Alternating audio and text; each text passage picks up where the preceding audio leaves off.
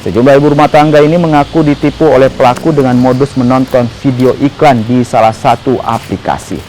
Namun, mereka harus menyetorkan terlebih dahulu sejumlah uang dan akan mendapat keuntungan dari uang yang disetor dengan jangka waktu 7 hari. Namun sampai waktu yang ditentukan, keuntungan belum diterima korban. Salah satu korban mengaku telah menyetor uang hingga 30 juta rupiah. Tentang adanya kerugian yang dialami sejumlah masyarakat yang saya dampingi ke Polda Sulawesi Selatan tentang dugaan tindakan penipuan melalui modus investasi. Modusnya itu adalah